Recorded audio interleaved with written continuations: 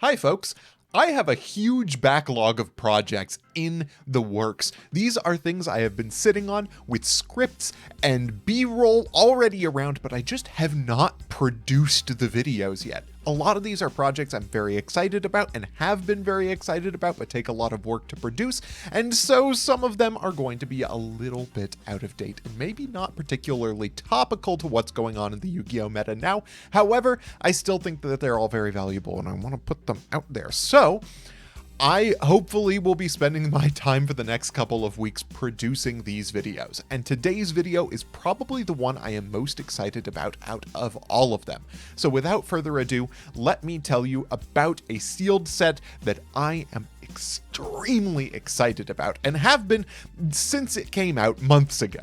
See, every so often Konami produces a game-breaking set that blows the roof off of the meta. These sets usually have a massive impact on the meta, but word has it that the most game-breaking set of the last year is also pretty phenomenal for sealed play.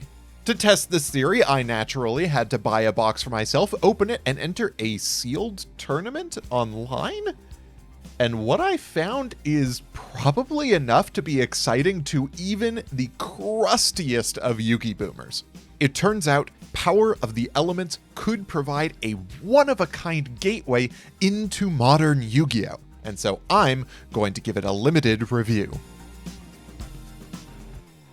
Hello, kings, queens, and monarchs of every element. I am the one, the only, the RJB0, also known as RJ the Jank Monarch, and this is Limited Reviews, a series in which I open some of the latest, loosely speaking, products in search of the most precious treasure of all: fun, limited Yu-Gi-Oh! Now, I'm a huge proponent of sealed Yugioh. It's a fun way to build up your playing and deck building skills. It's a great way to spice up the game if the competitive meta's getting a little bit stale. And it's also free to play on Dueling Book and Yu-Gi-Oh! Pro.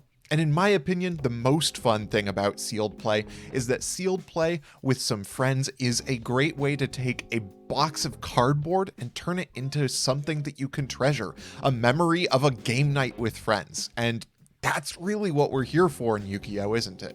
That said, with the exception of speed duel products, more on that soon, usually I wouldn't recommend sealed play as an environment for beginners. Power of the Elements, though, may provide something equally or even more valuable.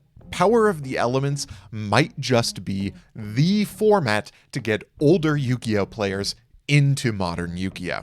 That's a big claim, so let's dive in. I'm gonna take you on a tour of the format and then on a ride through the tournament that proved to me that this format rocks. Now, I've heard it on the grapevine that this current format of competitive Yu-Gi-Oh, this Tier 0 Tearlament Ishizu mirror match of a format, actually rocks. It might just be one of the most fun and skillful formats in recent Yu-Gi-Oh history. These cards are hella confusing though. For a player like me though, who hasn't read a new card since the year of our Lord 2017, building with Power of the Elements sealed rocked. It introduced these new concepts that are formative to the game of Yu-Gi-Oh as it exists today in a way that felt awfully familiar to the brain of somebody like me whose competitive debut was in 5Ds. Let me show you what I mean. So to start off, I gotta talk to you about sprites. Anyone who has even glanced in the direction of competitive Yu-Gi-Oh in the last year knows and possibly has dreaded the name Spright. These little fuckers are a set of rank, link, and level 2 monsters that summon themselves from the hand when you have another 2 on board, and most of them sack a monster on the board to get some kind of effect. In their constructed form, sprites are a complex recursive control engine with many moving parts. In sealed though, they are boiled down to their bare basics: putting a bunch of electric Mokis on the board and launching them into the sun. If you can imagine Rockstun from 2010 as like a good deck, you're on the right track. Even their support spells are fairly simple. One removes a monster from both fields from play, and the other is a double attack boost. To play Spright at its best, even in sealed, you will need a rudimentary understanding of how to link summon. But even then, it's as easy as choosing your link 2 monster, sending 2 monsters on the field to the graveyard, and then putting it in the extra monster zone. I just knocked every card on my desk onto the ground. Just a moment. Oh my god, what am I doing with my life? Anyway. If you were familiar with the Shaddolls from the Duelist Alliance era, or even Lightsworns in Edison, you will be able to appreciate the TCG's current monster of a deck, Tearlament. Competitive Tearlaments play a breakneck game of graveyard poker in order to set up unbreakable boards and disrupt their opponent's combos. Sealed Tearlament is a little bit more the pace of Go Fish. Each Tearlament monster mills cards in some fashion or another, and then if they get binned themselves, they initiate a fusion summon using themselves and some other cards from your graveyard or field. The traps, on the other hand, all send a Tearlament monster from somewhere to the grave in order to get some kind of negation effect. If they're sent to the graveyard themselves, they give you a free Tearlament monster. There's obviously some nuance here, but if you think of this as a deck of card troopers where if you send them to the grave, instead of getting a draw, they give you a miracle fusion effect, and if you accidentally mill your Solemn Judgment or Book of Moon, you get a toaster as a consolation prize. Now, if you're remembering Power of the Elements from its TCG meta that it created, you may be expecting that somebody who didn't pull a Spright or Tearlament core from the gods is going to be left in the dirt. And in a way, you'd be right. See, it turns out that Power of the Elements Sealed is not dominated by Spright monsters, nor is it defined by the Tearlaments, but by Earth monsters. POTE contains 3 Earth archetypes and a few generic Earth boss monsters, all of which are glued together by the most powerful, imposing, threatening archetype of them all: the Vernusylphs.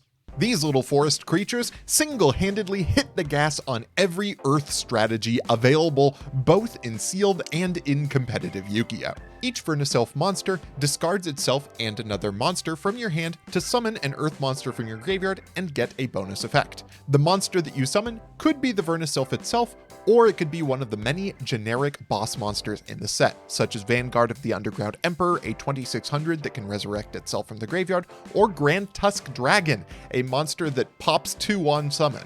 The best part about the Vernusylphs is that the basic monsters are both at common, and so are the traps, which by the way are nuts. One bounces as many cards on the field to the hand as you have resurrected Vernusylphs on the board, and the other is Call of the Haunted that then turns into Soul Charge from the graveyard if you don't have any cards in your hand, which is much appreciated from those of us whose secret rare was the Ashura King Xyz monster. The hollow monsters add consistency to the strat, and the super rare spell card Vernusylph Corona literally doubles the card economy on the Vernusylphs. Now that's a lot to take in, but really what you need to know is that the 2-for-2 economy of Vernusylphs is going to feel like muscle memory to any Edison enjoyer, and they facilitate strats that is going to be familiar to pretty much any player of any era. The Vernusylphs can support Merry Melfies, a level 4 synchro that's compulsory evacuation device on summon and gives you easy access to removal. They serve as fodder from deck for the Gem Knight fusion. Yes, there are Gem Knights in this pack, and allow you to reoccur their boss monster in Lady Rose Diamond, who is powerful and low resource in this set. Most neuron activating for my 5D's addled brain is the fact that they support a series of Morphtronic cards that came out in this set, which can put together the Power Tool Dragon Retrain Power Tool Braver Dragon, which gets a sick combo out that results in a giant double attacking monster that can negate monster effects on the board at quick effect speed and destroy cards. It is so cool. And that is pretty much that for the set. There are a couple of other archetypes, most of which are total cope, like the Vendreads or the Neos support that is total pack filler, except for Spirit of Neos, which is basically better Battle Fader, and for anybody who is lucky enough to pull the right set of hollows, Goaty, or Fish for the meme-brained, is a gorgeous looking strategy with a really sick boss monster that can banish all cards on the field and get huge. And their common boss monster, Ascon, is basically Scrap Dragon at home, so even if you just get that, goatees are potentially viable. All of these are bolstered by a suite of mid-level common generic traps that make the games grindy and interesting. Yes, it turns out Power of the Elements has everything you need for a good sealed format, and just as importantly as what they have is what they do not. There is not a single Towers-like monster in here, there are no monsters that are immune by battle, and there are no floodgates. Anybody who wants to win a game in Power of the Elements sealed is going to have to work for it. Now this all looks great and sounds great on paper, but there is only so much that you can squeeze out of card text. No, I did something different. I went a step further. I needed practical application. So I entered a sealed tournament to see if this format really is the fun for Yugiboomers I think it is. Now, at first, I didn't really get it. When my Discord server floated the idea of a POTE sealed tournament, all that I really knew about the set was that it had some hella expensive cards, it was introducing the next Dragon Rulers versus Spellbook meta, and it finished off a strat that my dusty 2016 ass might be able to understand in MathMech. More on that later, too. But Hamilton suggested a sealed tournament, and I, like a moth to the flame, ran out to buy a box.